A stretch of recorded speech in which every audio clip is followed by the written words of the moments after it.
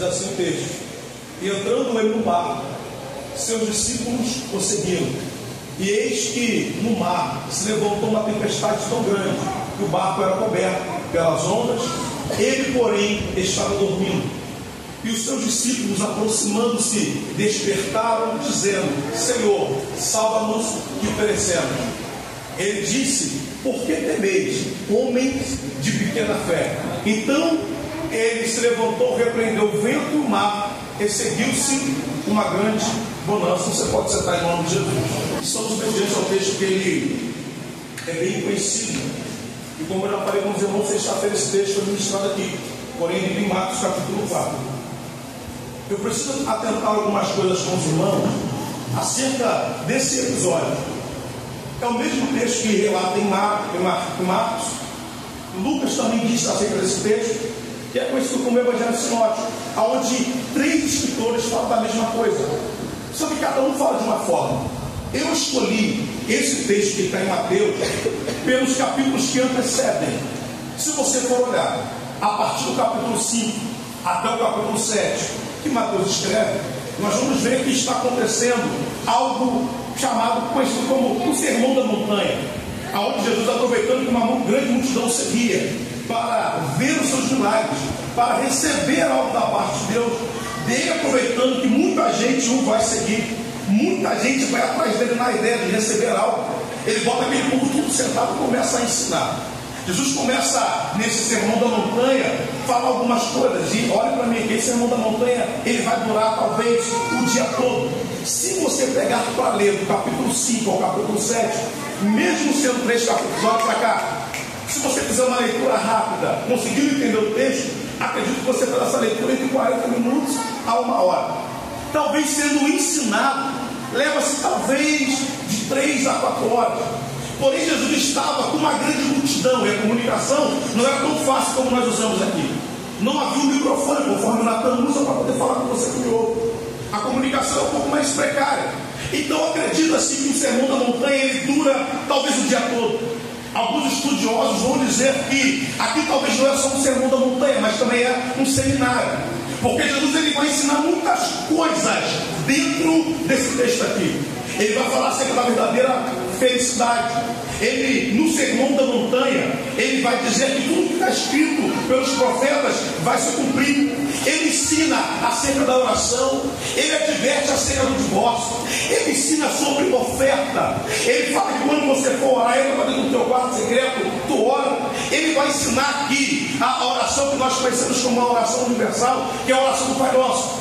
Então o Sermão da Montanha, sabe, que talvez é um seminário, Jesus ele vai ensinar muitas coisas. E quem está com Jesus aqui? Está Jesus, os outros discípulos e uma grande multidão. Dentro do Sermão da Montanha, Jesus olha para os discípulos e fala para os discípulos que eles são o sal da terra e luz do mundo. Dentro do Sermão da Montanha, Jesus vai ensinar acerca da nossa necessidade, dizendo que da mesma forma que os pássaros não trabalham, não semeiam, porém eles também não ficam sem comer, não ficam sem vestir, dizendo que esse cuidado que o próprio Senhor tem com os pássaros, também tem conosco, mostrando da mesma forma que eles são preciosos, nós também somos. O Sermão da Montanha, Jesus ele vai ensinar acerca da fé, ele vai ensinar acerca da casa sobre a rocha, ele vai ensinar acerca da casa sobre a areia. Quando o vento vem, a chuva vem e leva aquela casa embora, mas a casa que está sobre a rocha, ela permanece mediante uma tempestade. E esse Sermão da Montanha, Jesus vai ensinar, aplicar muitas coisas. E é bem interessante porque os discípulos aqui estão iniciando uma caminhada com Jesus. Mesmo que o endereço desse Sermão da Montanha seja para aquela grande multidão, os maiores interessados em receber o que Jesus está dizendo são os discípulos. Porque não tem como andar com o mestre sem ter noção do que ele é, do que ele fala, só sabendo aquilo que ele faz. Até então todo mundo seguia Jesus e ia atrás de Jesus pelos benefícios que ele poderia causar. Nós sabemos que tem uma multidão que vai atrás de Jesus por conta dos milagres. Quando a multidão está com fome, Jesus é aquele que vai saciar a fome daquela multidão. Então a multidão entende que Jesus sempre vai ter algum benefício. Só que tem muita diferença. Eu preciso que você atenda o seu pensamento para isso aqui. Tem muita diferença do tratamento que ele tem com a multidão do tratamento que ele tem com os discípulos. Tem uma diferença muito grande, porque A multidão, tudo aquilo que Jesus fala, parece que cai como uma informação. Para os discípulos não. Para os discípulos cai como um padrão de vida. Como andar, como falar, como se comunicar, como orar. Porque o tratamento que Jesus tem com o discípulo não é o mesmo que tem com a multidão. Pode reparar que o discípulo aí passa por alguns cenários que talvez a multidão não passa. E qual que é a diferença? É que a multidão ela vem pelo benefício que tem, e o discípulo permanece pelo mestre que ele é.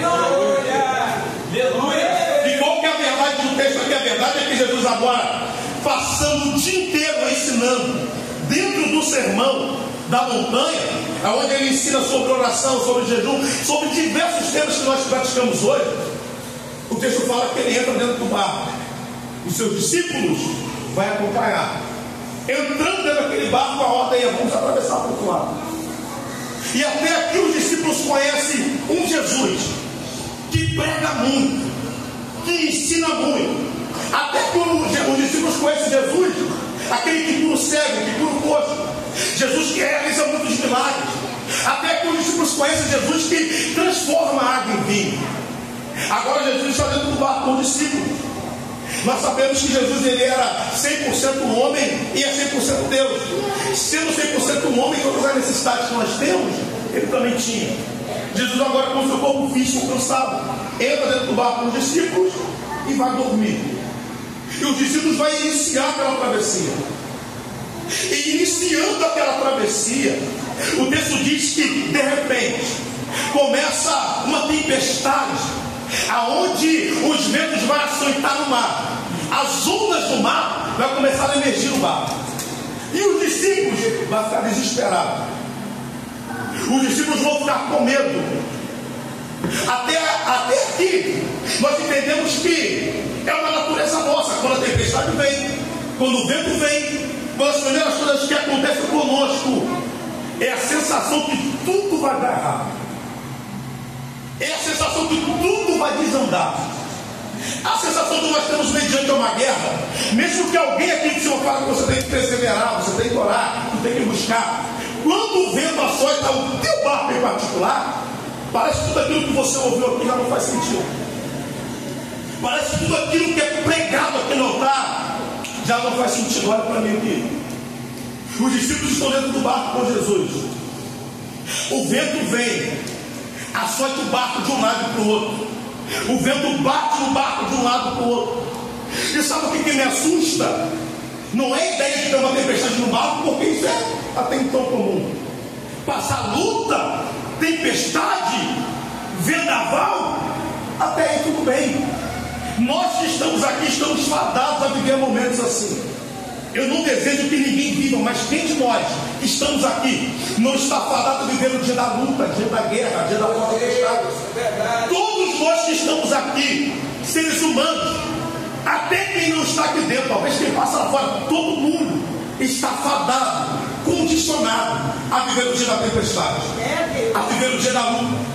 Mas o que me assusta, Guilherme, não é o fato de uma tempestade açoitar um barco, porque Pedro ele era um pescador, e talvez uma das coisas que ele passava durante o seu trabalho era tempestades. O que me assusta é que os discípulos passaram cerca de um dia todo ouvindo quem era Jesus e entendendo quem é Jesus. Só que agora, quando vem a tempestade, quando o mar está revolto, parece que tudo aquilo que eles ouviram de Jesus já não faz mais sentido. Parece que tudo aquilo que eles viram sobre Jesus já não faz mais sentido. Porque o problema aqui não é Jesus estar dormindo. O problema aqui não é o vento, não é o mar, não é a tempestade, não é o barco.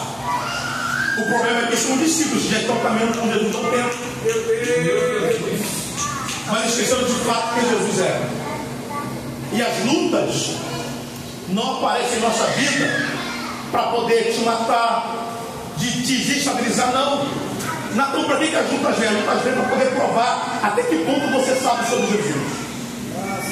E a pergunta que eu faço para você nessa noite é muito simples: o que tu sabe acerca desse Jesus?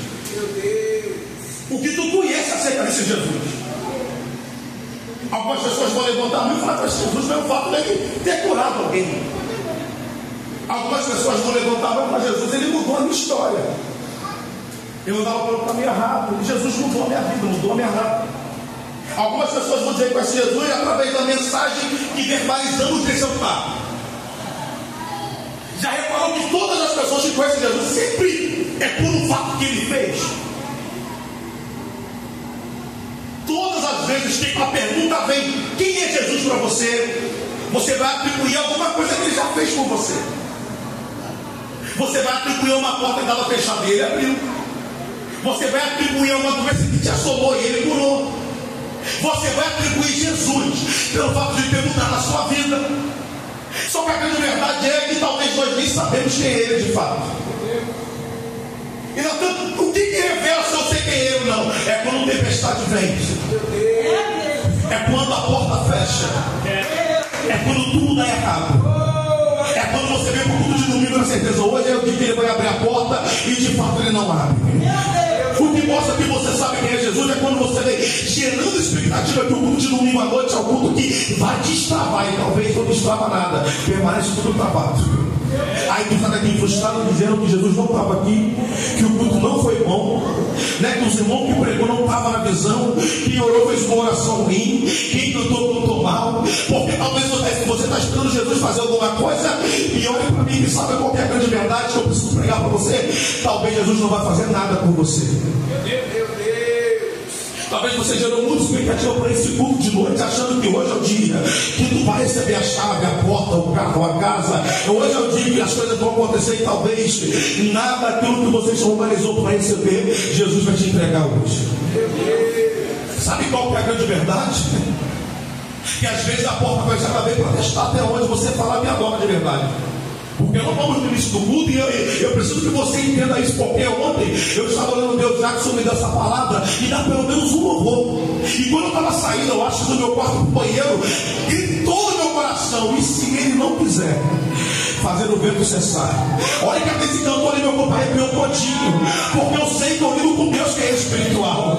Olha para mim aqui, talvez o Natan pode errar o endereço de qualquer lugar, mas o Senhor que eu sigo não erra o endereço de uma mensagem. Ele sabia que você viria aqui hoje, ele sabe de fato o que você precisa ouvir, ele sabe de fato o que você precisa, e sabe qual que é o problema? É que você acha que você precisa da porta aberta, da cura, do milagre, da libertação. Você precisa que ele faça algo, e talvez hoje ele não vai fazer nada. A grande verdade é que a crise ela vem para revelar o que nós sabemos dele, ou o que nós esperamos dele. E olhe para mim aqui, os discípulos dentro do barco com Jesus, o vento está soprando, está açoitando. E sabe qual que é a sensação que talvez os discípulos têm? Jesus está aí e não fez nada. Estamos largados no meio do mar. Estamos abandonados no meio desse vendaval. E eu sei que eu prego para a gente hoje que tem esse sentimento, que tu está largado no meio do mar revolto. Eu sei que eu prego para a gente que está se sentindo assim no meio do mar. Tudo dando errado para você, nada melhora. E a impressão que tem é que Jesus não vai fazer nada por você. Eu sei que talvez tem gente que só veio no culto aqui hoje para poder bater carteirinha e provar que veio, porque nada está bom para você. O vento está soprando, Jesus está dormindo, ninguém se levanta para te ajudar e não está preocupado. Jesus até quando o mar vai se levantar e só não vai fazer nada. O que me assusta é gente que caminhou com Jesus a vida inteira, foi fazendo tanta coisa. No dia que nós vamos fazer, você quer desistir da caminhada, porque falar que para você não dá mais, porque ele não fez conforme você esperava. O que me assusta é saber que tem gente que está aqui dentro, que a vida inteira orou, fez jejum, subiu um monte, desceu um monte, foi em vários lugares, sabendo que Deus faz. O dia que ele falou que ele não vai fazer, a guerra está dentro da tua casa, está dizendo assim, eu vou abrir mão, eu vou deixar para lá. O que me assusta é ver você, que adora que Deus dizendo, questiona ou adora, mas está dizendo assim, Deus, se o Senhor não fizer hoje, talvez o próximo culto eu nem venho. O que me assusta é saber que você está sentado aí, e quando uma palavra é liberada, você levanta a mão, achando que vai receber, e quando você vê que aquela palavra não se encaixa com a tua realidade, tu fala, não vou voltar lá. Meu Deus, rádio, alface, ataque, camúcia, rádio, terra, sentindo meu Senhor aqui. O que me assusta é você estar dentro do barco, aonde você já viu vários milagres, e logo agora ele não quer fazer o que você quer, está dizendo que tu vai abandonar a chamada. E sabe qual é o problema dos discípulos aqui? É que os discípulos até então, pastor, conhecem o Jesus da ação, o Jesus que faz, o Jesus que cura, o Jesus que manda morto levantar. Até aqui os discípulos que estão dentro do barco com Jesus só conhecem o Jesus que faz. E sabe qual que é o nosso problema? O nosso problema é conhecer só o Jesus da ação. Nós só conhecemos Jesus do Salmo 23, nós só conhecemos Jesus do Salmo 91, que mil cairão ao teu lado, 10 mil ao teu direito, você não vai ser atingido. Nós só conhecemos Jesus, aquele que fala: e escondi no meu esconderijo e ninguém te toca. Nós só conhecemos o Jesus que dá livramento da morte. Nós só conhecemos Jesus que cura. Nós só conhecemos Jesus que abre a porta. Nós só gostamos do Jesus da chave. Nós gostamos do Jesus que faz um propósito. Ele tem que responder. Mas olha para mim aqui, talvez nada daquilo que você quer Ele vai fazer. Eu preciso te ajudar nesta noite a amadurecer a tua fé e entender que no meio desse vendaval, talvez Ele não vai fazer nada. Natan, me falaram que Ele vai tocar na minha casa e as coisas vão mudar. Ele tem poder para fazer, mas o problema é que Ele sabe como é que está teu coração. Você só vem pela casa, você só vem pelo filho, você só vem pela porta, você só vem pelo milagre. Mas a pergunta é: até quando você vai colocar um paralelo entre você e Jesus, uma barganha? Eu adoro para me dar, eu adoro para fazer, eu vou porque Ele vai abrir, eu vou porque Ele vai fazer. E olha para mim aqui, vai ter gente que vai passar 20, 30, 40, 100 anos sentado nesse banco e Ele não vai fazer absolutamente nada. Mas Ele mentiu? Não. É você que não entendeu quem é Deus. Aleluia. Mas todo mundo fala que dá. Eu já vi gente receber que dá. Mas o problema é que você só vem por aquilo que Ele dá. O problema é que você só participa da oração na ideia de receber. E já reparou que assim tem gente que vai no monte segunda, terça, quarta. Para ele responder, ele não responde, já não vai mais. Que relacionamento é esse que estamos causando para o nosso Senhor? Olha para mim aqui, muitas coisas que Jesus ensinou para os discípulos foi, como eu falei, foi verbalizando, pregando, ensinando, mesa. Mas muitas outras coisas que Ele ensinou foi no meio do vendaval. O problema é que você não entendeu que esse vendaval todo não é para te matar. Tem um propósito escondido no meio desse vento todo. Tem um propósito escondido no meio dessa tempestade toda. Mas tu está aqui dentro preocupado: Jesus, tem água entrando no meu barco, tu não vai fazer nada. Olha para mim aqui, o problema é que você não entendeu que no meio desse vendaval todo tem um propósito guardado. Mas enquanto você olhar para o vento, enquanto você não olhar para ele, a única coisa que tu vai perceber é que o vento está revolto, a água dentro do barco, nós estamos à beira da morte, preocupação, ansiedade, vai se sentir sozinho no meio do mar. E você não reparou que o fato de Jesus estar no barco já provoca toda a segurança. Olha para mim aqui, se Jesus não tivesse levantado o pastor Zé para repreender aquela tempestade, eu duvido que alguém tinha morrido. Não estou falando do Natan dentro do barco, eu estou falando de Jesus. Jesus não tinha obrigação de repreender aquela tempestade. Jesus se levantou para repreender, para provar para eles que eles têm que conhecer Jesus. O fato de Jesus estar dentro do barco não implica a obrigação de fazer alguma coisa. O teu problema é que você entra aqui, está achando que é a casa de Jesus hoje. Eu quero isso, eu quero aquilo, eu quero isso, eu preciso disso. Tu senta no teu lugar, está esperando Jesus vir como um garçom, com uma bandeja na mão para te entregar, e talvez não te entrega nada. E tu fala: para que eu fui hoje? Para que eu fui hoje? Já que não recebi nada, não volto semana que vem. Só que Deus me trouxe aqui com uma palavra direcionada ao teu coração. Talvez hoje não tem chave, não tem porta, não tem cura, não tem milagre, mas tem Ele dentro do barco. Pega na mão de um crente ligado aí, pelo amor de Deus. Eu estou sentindo a humanidade espiritual aí. Pega na mão do crente e fala com muita força. Talvez hoje é o dia, não é do milagre. Fala. Talvez hoje não é o dia da porta. Talvez não é o dia da chave. Talvez não é o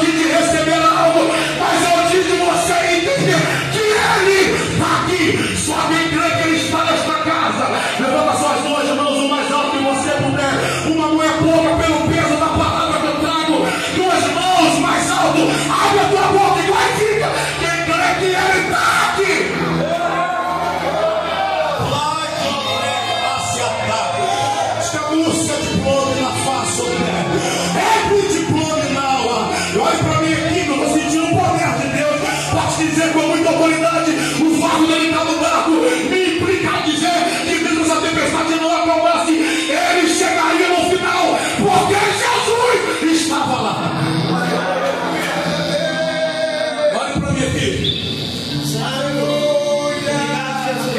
qual que é o problema? Estou sentindo uma autoridade aqui. Jesus tem que ensinar algo para os discípulos. Antes dele acalmar a tempestade do lado de fora, ele vai falar assim: por que temeis, homens de pequena fé? Natan, qual que é o problema? Barco, mar, tempestade. Como Jesus resolve o problema? Acalma a tempestade, tira a água do barco e atravessa. Mas como eu falei, tem um propósito escondido nessa tempestade. Antes de Jesus acalmar a tempestade fora do barco, primeiro ele tem que acalmar a tempestade dentro do discípulo. Porque o que te fere não é a tempestade pelo lado de fora.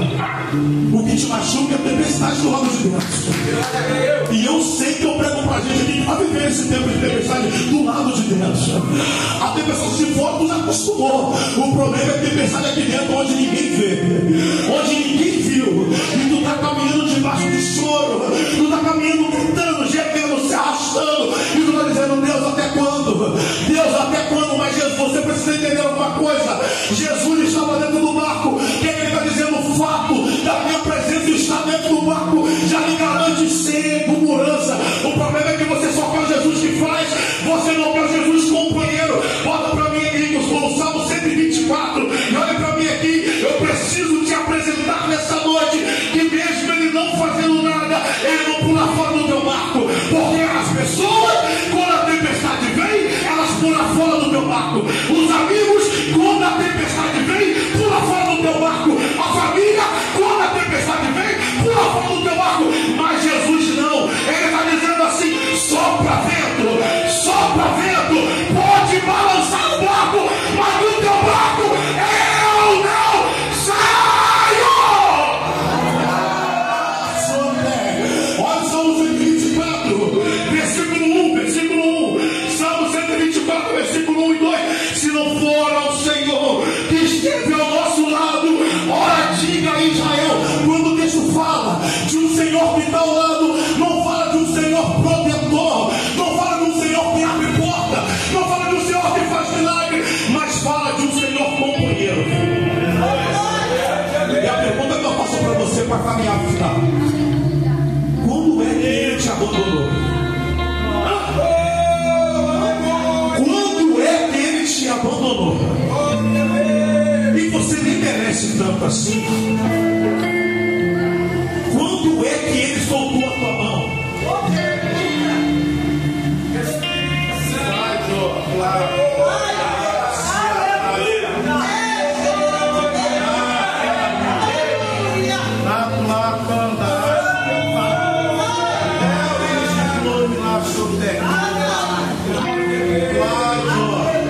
Olha para mim aqui. Quando é que ele te abandonou? Sabe por que ele não acaba de pensar do lado de fora? É porque ele precisa que os discípulos entendam que a presença dele ainda vale mais. O problema é que estamos aqui dentro tão focados naquilo que ele faz, tão focados nas mãos dele, que esquecemos que ele, a presença dele ainda vale mais. A presença dele ainda vale mais. A presença dele ainda vale mais.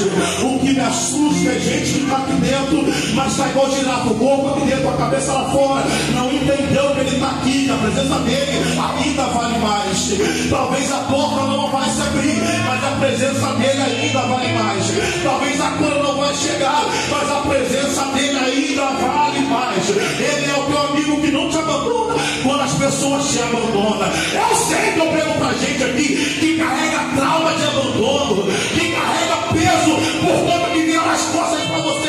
Mas a pergunta é: quando que o meu Senhor te abandonou? Quando ninguém queria andar com você, ele estava lá. Quando a família não queria estar com você, ele estava lá. Quando todo mundo virou as costas, ele estava lá. Eu preciso muito que você levante suas mãos mais uma vez. E a última vez que eu te peço para levantar suas mãos, levanta as duas pela palavra que eu vou liberar aqui. Sozinho você não caminha. Deixa o vento soprar, deixa a tempestade vir, mas do teu barco ele não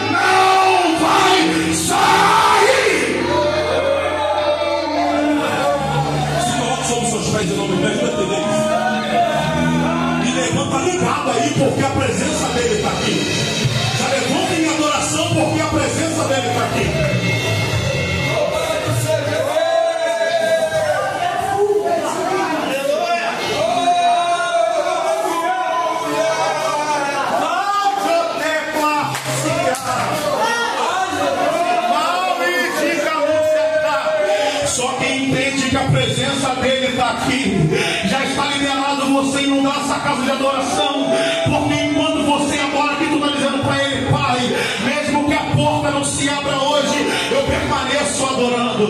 Pai, mesmo que as coisas não funcionem hoje, eu permaneço adorando. Nós não adoramos a Ele por aquilo que Ele faz, mas nós adoramos a Ele por aquilo que Ele é. Eu quero ver se chegou a gente aqui dentro para adorar por aquilo que Ele é.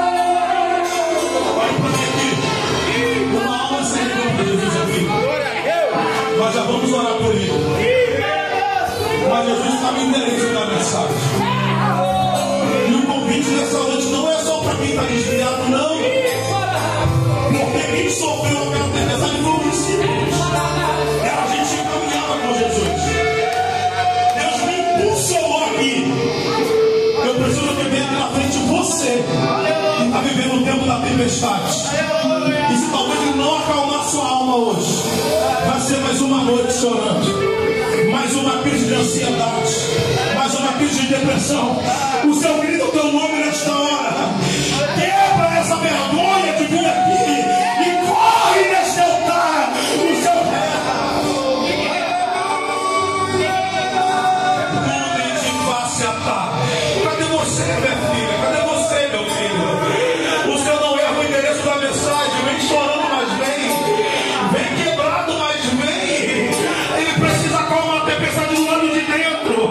Para você que se vê que pelo lado de fora já não tem sentido nenhum. Cadê você? triste e corre aqui para esse altar. Não é brincadeira, não. É o Senhor gritando para você. Essa ansiedade não vai te matar. Essa luta não vai te ferir. Corre, corre, corre.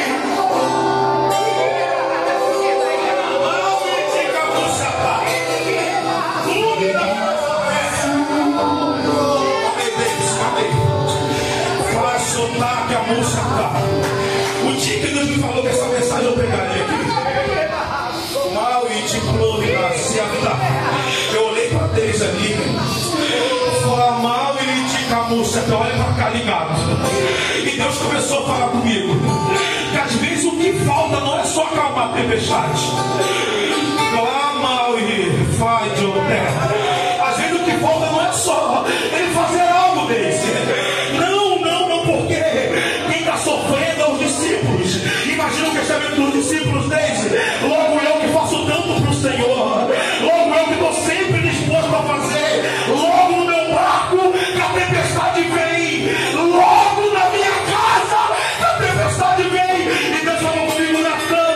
Às vezes o que falta não é só o Deus que acalma a tempestade. É entendermos que eu sou o teu companheiro.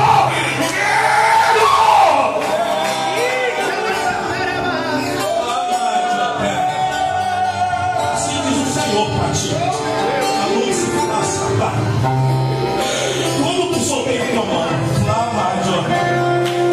quando que eu te abandonei, eu vejo você nos dias da angústia. E a única coisa que vem nos lábios é uma canção. Só que eu sou Deus que digo para você nesta noite. Eu vejo uma tempestade do lado de fora, mas eu já ouvi também a batida desse coração e entendi uma tempestade do lado de dentro. Mas vejo o Senhor para você nesta hora. Enquanto você cantar esse altar, Ele acalma essa tempestade, filha. Enquanto tu canta aqui, Ele acalma essa tempestade. Ele é o teu Senhor.